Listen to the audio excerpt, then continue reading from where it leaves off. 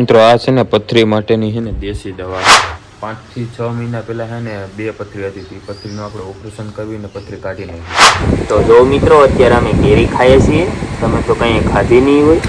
કાસ કાગળ એમથી ટૂંકમાં આપણે આ બધું છે ને સાફ કરવાનું. જો અહીંયા પ્લાસ્ટરની છે, પછી આ ઓલી પૂટીની ચોટી છે ને. ગુડ મોર્નિંગ બધાને, કેમ છો બધા? મજામાં જો કે મજામાં જશો, કારણ કે આપણા બ્લોગ જોતા હોય મજામાં જ હોય છે. તો મિત્રો મસ્ત મજાનું મોર્નિંગ થઈ ગયું છે અને વાગવાની વાત કરું તો 8:15 થઈ ગયા છે અને બ્લોગ કર્યો છે ચાલુ. તો ઘણા વિચારતા છે કે આ ઉઠતા વેટ ચાલુ કરી દીધો બ્લોગ, મોઢું ધોયું નથી, તો પહેલાં આપણે મોઢું ધોઈ નાખીએ. અને મિત્રો ઘણા દિવસ પછી મામાના લગ્ન હતા ત્યારે આપણે બ્લોગ ઉતાર્યા હતા, તો લગભગ આઈ થિંક 10 થી 15 દિવસ જેવું થઈ ગયું છે ક્યારના બ્લોગ ઉતાર્યા નથી. તો આજથી આપણે ટ્રાય કરશું ડેઈલી બ્લોગ બનાવવાનો. તો વ્લોગમાં જોડાયેલા રહેજો અને ચેનલમાં નવા હોય તો સબસ્ક્રાઈબ કરી દેજો, લાઇક કરી દેજો, શેર કરી દેજો અને મસ્તીની કોમેન્ટ કરી દેજો. તો ચાલો પહેલાં મોઢું ધોઈ નાખીએ અને પછી મળીએ. કેની અહીંયાથી માંગી આવી હાસુ બોલ, કેની અહીંયાથી માંગી આન ધીંગાણું જામ્યું ભાઈ ભડંગ કે ભાટી કે બોલે જાડંગ કે જાટી કે બોલે સદમાં કટાકા પિયા સોદલા ભજાયા આયા રંગ ધાલા નદી નાલા બોર વાળા તો ભરે મેકા સિંગારણ ખાલા રઠી આલા વાસ મસ્કાવા ભરવા. મિત્રો મસ્ત મજાનું મોઢું ધોઈ નાખ્યું છે અને હવે દવા પીવાની છે, કેમ કે થઈ ગઈ છે પથરી, એટલે દવા પીવાની છે. પહેલાં મોઢું લૂસી નાખીએ પછી દવા પી લઈએ. ચાલો મિત્રો, આ છે ને પથરી માટેની છે ને દેશી દવા છે. જો જે કોઈને પણ પથરી હોય ને તો આ દવા છે ને આપણે હમણાં સમજાવું. પહેલાં દવા પી લો પછી કહું કઈ રીતની દવા બનાવવાની અને કઈ રીતની પીવાની. તો પહેલાં છે ને આ દવા પી લે. આ છે ને લીંબુ અને ઓલું કાચું મીઠું હોય ને એની દવા છે. અત્યારે સવારમાં તો છે ને એવું આમ તો ખાટું હોય, એસિડ જેવું કામકાજ કરે. જે અંદર આપણે કિડનીમાં કે ગમે ત્યાં પથરી હોય ને, જે પથરીને છે ને ભૂકો કરી નાખે ટૂંકમાં, કેમ કે આ એસિડ જેવું જ થઈ જાય. આવી રીતની કંઈક દવા છે, દવા પી લે પેલા.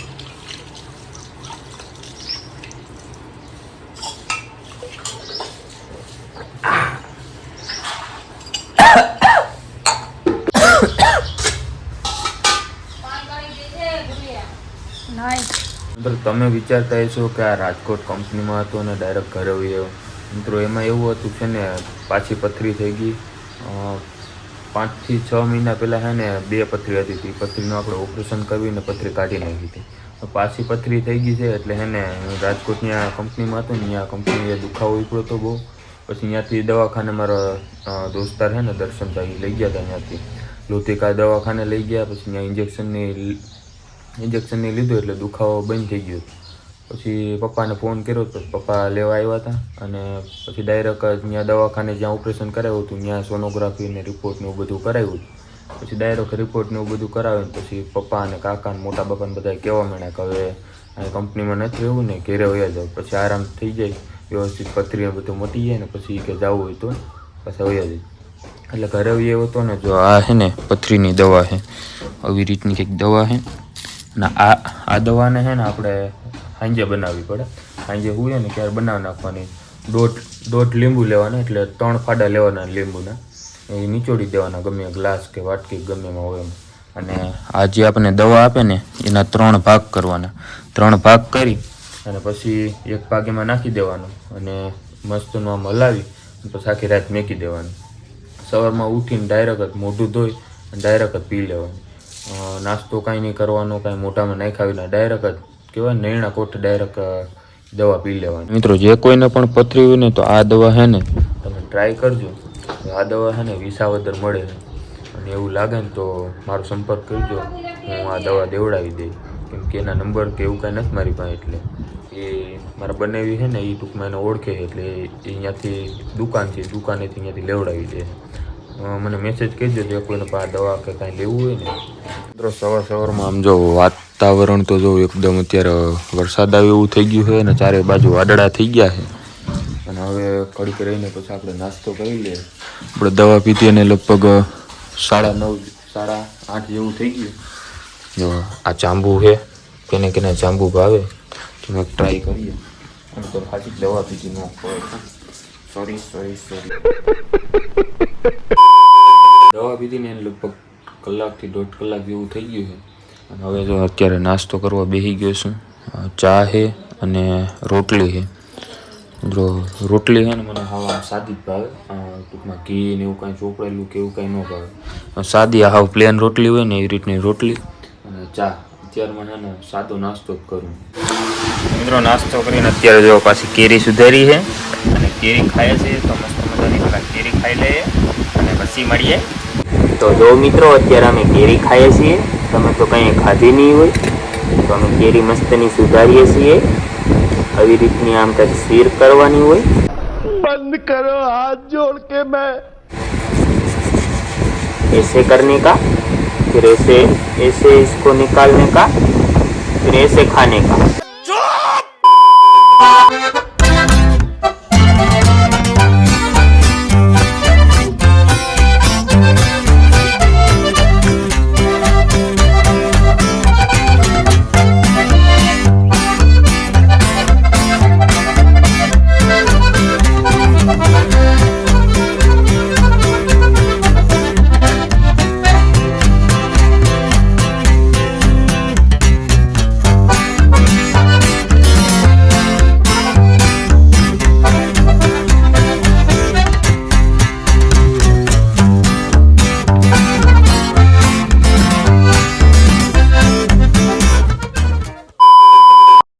મિત્રો મસ્ત મજાનું આપણે જમી લીધું છે.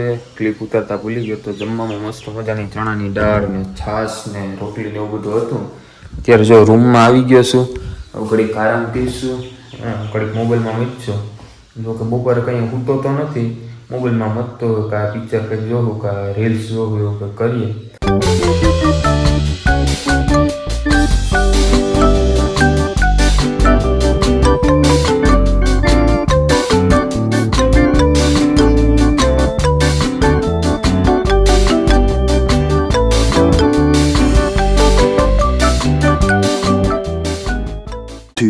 hours later. મસ્ત મજાનો આરામ કરી લીધો છે ને હવે જો આ કાગળ છે ને કાચ કાગળ, એમથી ટૂંકમાં આપણે આ બધું છે ને સાફ કરવાનું. જો અહીંયા પ્લાસ્ટરની છે, પછી આવેલી પૂટીની ચોટી છે ને આ હજી હમણાં જ કર્યું છે. એટલે જો આમાં કરવાનો છે કલર, પછી આમાં કરવાનો છે, અને આ ઝૂલામાં પણ કલર કરવાનો છે, અને આ બારી છે એમાં પણ કલર કરવાનો છે. તો પેલા છે ને આપણે આ કાચ કાગળ છે ને આ બધું ઘસી નાખીએ.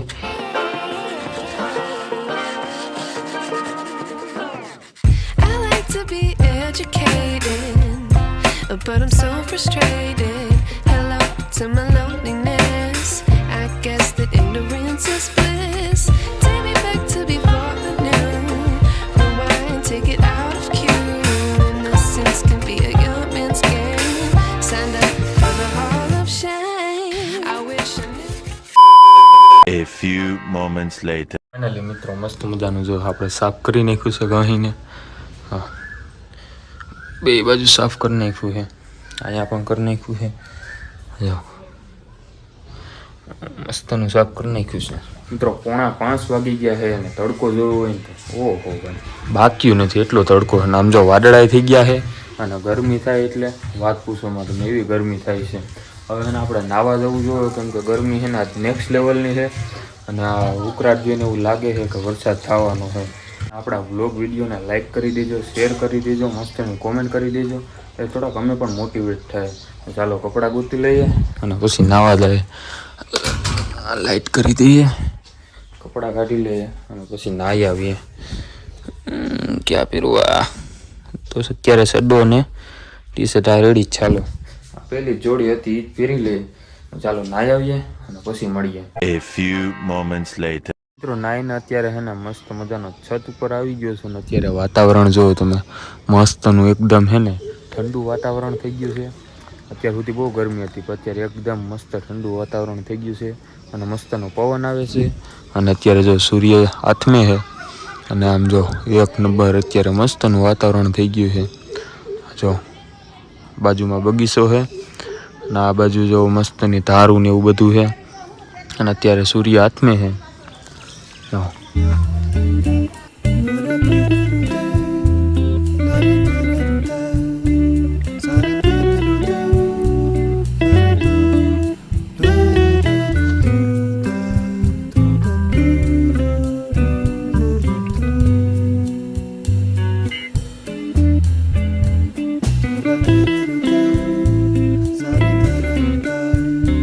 અને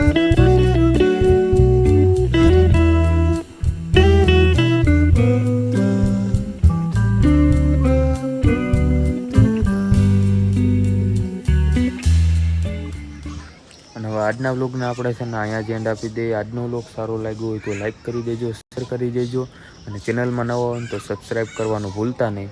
તો મળીએ એક નવા વ્લોગમાં. ચાલો બાય બાય.